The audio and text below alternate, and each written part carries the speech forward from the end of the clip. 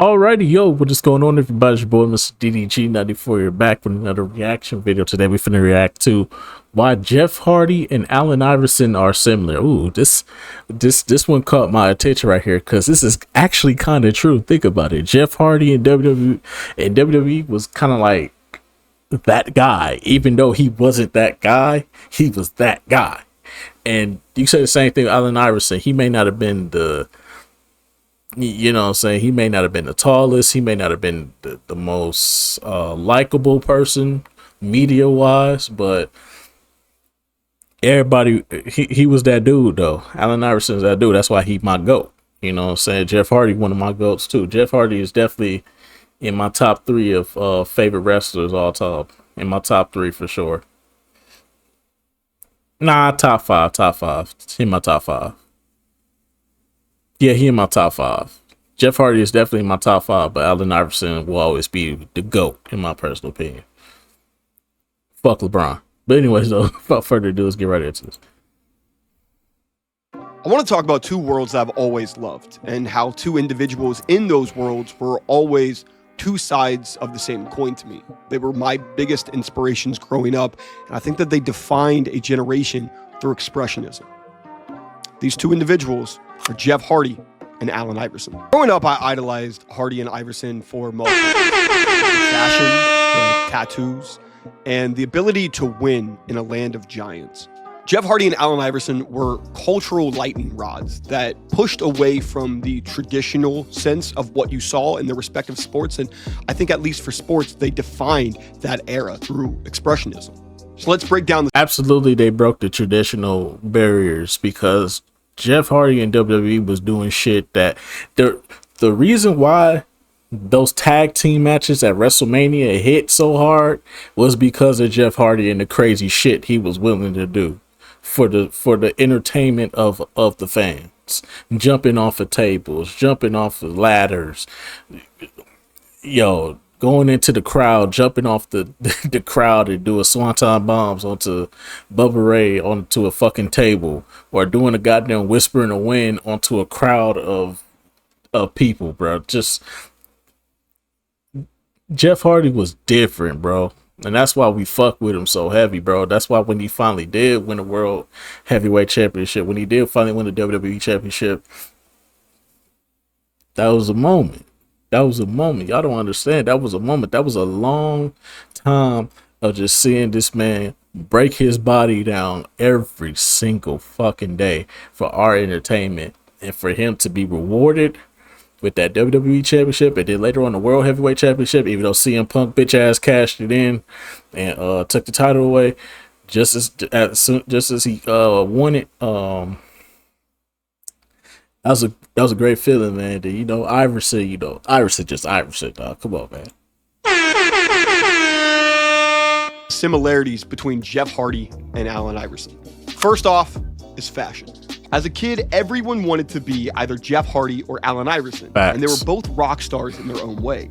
Hardy never fit the traditional mold of a professional wrestler. He was donning fishnet arm sleeves, tattoos, face paint, dyed hair, and wearing kickwear pants. He looked like he came straight from Hot Topic to a WWE ring, even though he was actually buying the outfits from Gazooks. I don't even know if I'm saying that name right, but it was a store in a mall like Hot Topic. But Hardy represented the rock star look of the late 90s and early 2000s, and nobody looked like him in professional wrestling. Hardy connected to the fans with his expressionism. He looked completely different and stood out from the traditional masculine mold of professional wrestling. He didn't have these pounds of muscle like Triple H. He wasn't 7 foot tall like The Undertaker. And he didn't even have the wit and mic skills of a Rock or Austin. He was just Jeff. He didn't come in with trunks. He didn't come in with the trunks and the knee pads and the boots. He came in there with his own swag, his own abilities, and he just went out there and did what he had to do. Flying off ladders, dyeing his hair weekly, and dancing to the beat of his own drum. In a world filled with unique characters, Hardy found a way to stand out from the traditional mold by just being himself. All of a sudden, everyone wanted to look like Hardy as opposed to the biggest stars in the industry. And Iverson was probably an even bigger fashion icon, even earning his own lifetime shoe deal with Reebok. Tattoos, cornrows, baggy tees, Allen Iverson bucked the trend of what a traditional NBA star looked like for the time. However, by the mid-2000s, everyone was dressing like Allen Iverson. Yep. The NBA attempted to halt Iverson's influence on the game, implementing a business casual attire in 2005. Yep, David Stern had to be on that whole shit, bro. He didn't like change because Malice at the Palace was making us look like thugs. Malice at the Palace is making us look like thugs, so we got to corporate it up in here. Our players are going to show up like businessmen because this here is a business. It's like, bro, why is you doing that? Then by fucking 2013, everybody wearing what the fuck they want to wear again. They're like, dog, make it make sense, dog. Hell no. Hell no. I ain't going for that shit. Hell no. Hell no. I'm just saying, bro. They did all that. They put all these rules in place when Iverson was in the league, but then as soon as Iverson retired, 2013, Iverson retired, now all of a sudden niggas wearing what the fuck they want to wear.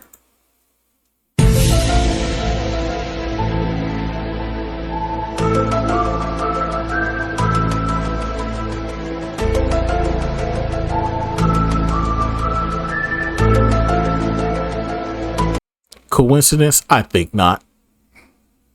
But it's the NBA. It's the NBA. It's rigged. The NBA is rigged. We all know the NBA is rigged. Cooper Flag is on the Mavs. It's rigged. For all of their players. The code prohibited items like jerseys, jeans, hats, do-rags, t-shirts, large jewelry, and sneakers, aiming to create a more conservative image for the NBA. The NBA was attempting to sell a primarily black league to a primarily white audience and wasn't ready for these players to dress the way that they wanted to be expressionist. Now, 20 years later, you can see the influence that Allen Iverson and Jeff Hardy have on fashion everywhere, not just in their industry. Go look on TikTok. There's so many people that are not wrestling fans that are just rocking something that Jeff Hardy would have worn in 2003. Luckily, over time, the league relaxed their dress code policy, and it's basically not a thing anymore. Look at what Kyle Kuzma may be coming out with. But that never happens without Iverson. Iverson made players, fans, any individual feel like they could wear what they wanted to wear. They wanted to be comfortable in their own skin. Hardy and Iverson were lightning rods for that in this generation. Another huge similarity between Iverson and Hardy is the fact that they were always underdogs. Iverson standing at 6 foot, and that may be generous. And Atlanta Giants always stood out as the underdog. Typically the smallest man on either team. Anytime he stood out on the court, he proved that height was a non-factor when you have as much heart as he did. However, despite being the smallest on the court, Iverson, when he stepped on, was arguably the best.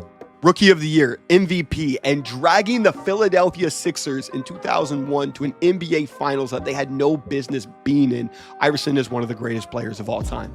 Seriously, go look back at that 2001 Philadelphia Sixers team and tell me that they had any business being in the finals, let alone taking a game off of the Shaq and Kobe Lakers. That team and Allen Iverson are one of the biggest underdog stories there's ever been in sports.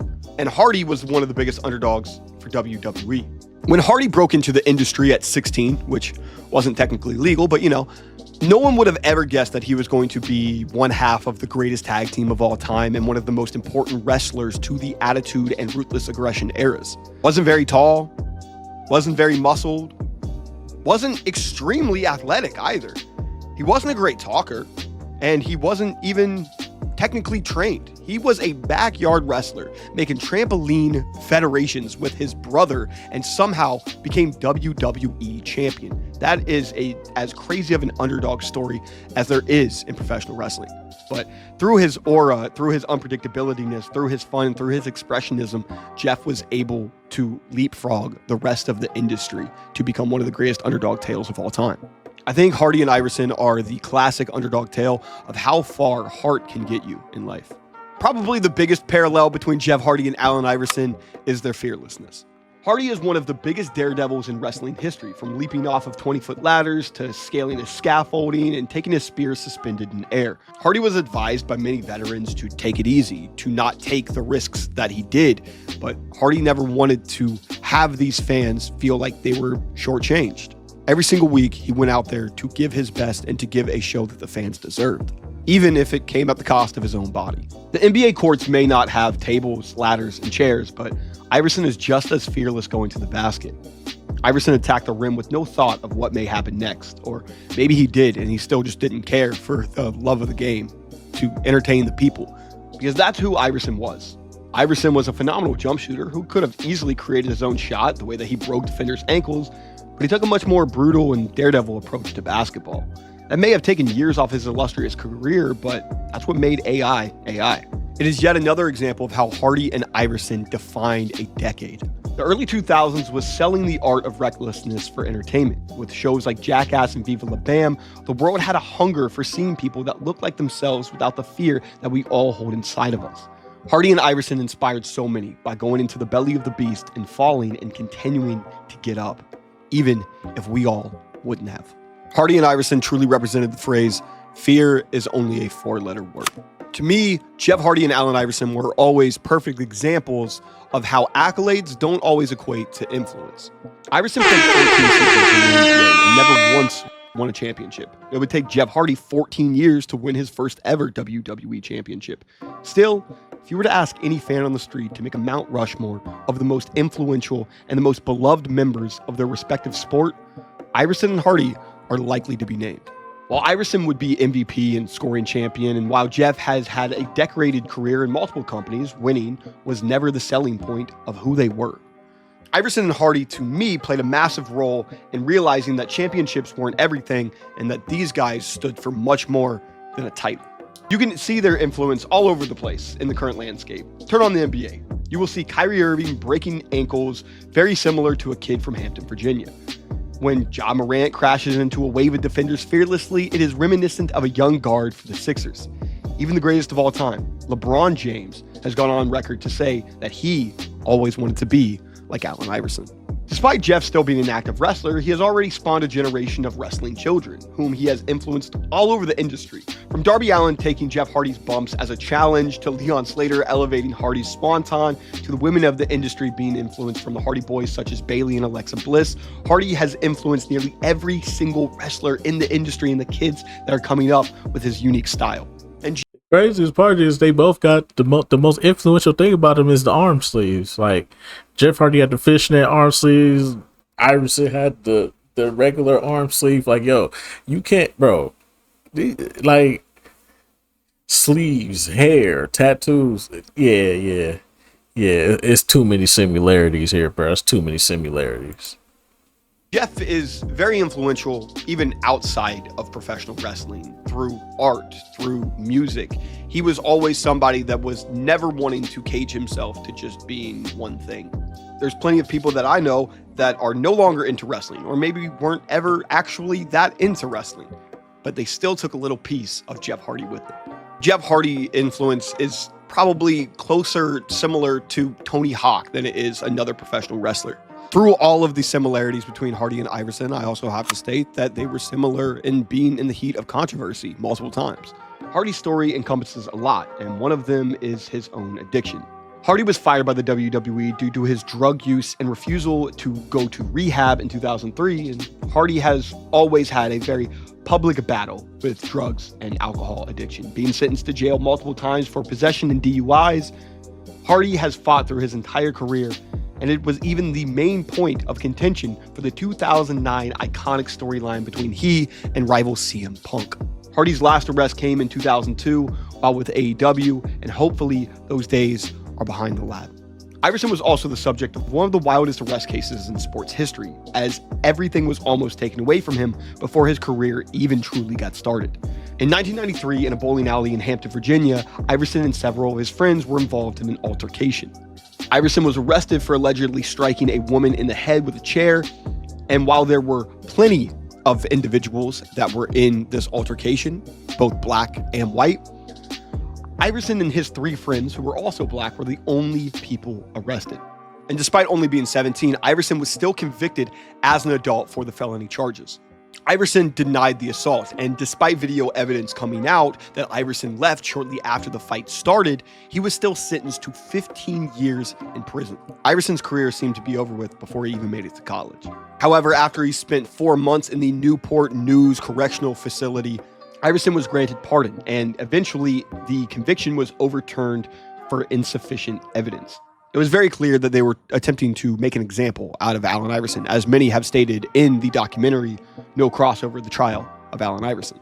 And the last similarity for Hardy and Iverson is their ability to propel the next generation up. Both pro wrestling and the NBA have legends of the past constantly degrading the current generation, attempting to push the idea that the current generation just isn't as talented or as tough as the previous one. Jeff and AI have not done that. Iverson and Hardy have constantly praised the next generation, as evident in Iverson waxing lyrical about his favorite players, including Steph Curry, Kyrie Irving, and Ja Morant, and his unwavering support of the Philadelphia 76ers. Hardy has done the same, praising wrestlers from multiple companies, such as Darby Allin, who he calls his favorite wrestler, and Leon Slater, who has expanded on Hardy's finishing move, the Swanton Bomb, into the Swanton 450. Jeff and his brother have talked about their excitement with working with young tag teams like Private Party and Fraxium. Hardy is always singing the praises of those coming after him, and that's extremely rare in the industry. In short, Hardy and Iverson aren't fucking old head haters, and that's actually rare for their respective sports. That section isn't long, I know, but I feel like that's a very important piece of them. And that's it. That's the video. This video doesn't really serve a true purpose outside of just me making a connection about something that has always stood out to me and has always had meaning to me. And maybe it stood out to you. Maybe it's a connection that you've made that I've never really seen anybody ever talked about on a platform. That's precisely why I did the XXL freshman list. I am internally grateful and thankful for how well that did. And maybe that's what this channel is going to be all about. Maybe it's less about the ins and outs of pro wrestling and just attempting to make connections, correlations, and talking about the things that are meaningful to me, and then hoping that it registers with other people. So if this resonated with you, please give us a subscribe, comment, like, do something to let me know that it registered to you. It registered because I just saw the picture and I saw it's like, that's an interesting topic. I'll react to that next weekend. I saw it last weekend. I was like, the weekend over with. It's like, you could do it today. It's like, yeah, I could have did it on Monday, but no. But anyway, so yeah, most definitely, man, the similarities are definitely there. These are two of the most iconic polarizing superstars of their fields, most definitely. Yeah, my personal opinion, Jeff Hardy is top 5 in my personal opinion, and Allen Iverson is the greatest basketball player to ever exist in my personal opinion. I don't care what anybody says. I know that Michael Jordan exists. I know that Kobe Bryant exists. We don't give a fuck about LeBron over here. I understand that there are players out there that exist, but it's personal reasons why I feel like Allen Iverson is the GOAT. Will I ever explain them? Whenever I do my top 10, greatest NBA players of all time, which I can't really do because it fluctuates. Like in my top 10 right now, I have Giannis in my top 10. So who's to say that somewhere down the line, I include somebody else coming up to be in my top 10 of all time. So yeah, so that's why I really don't want to do a top 10 right now. You know what I'm saying? Because if I do a top 10 right now, then that's my definitive top 10. Because I'm pretty sure I'll never do that video. I'm pretty sure I'll never do the video again if I do it. But if I do it, I'll finally explain why Allen Iverson is the greatest basketball player to ever fucking exist. But until then, man, most definitely. Good video right here. Very good video. Very good video. Very good video. Very good similarities too. But anyway, so let's just go about do it for this one. I'll see y'all the next video. Till then, bye.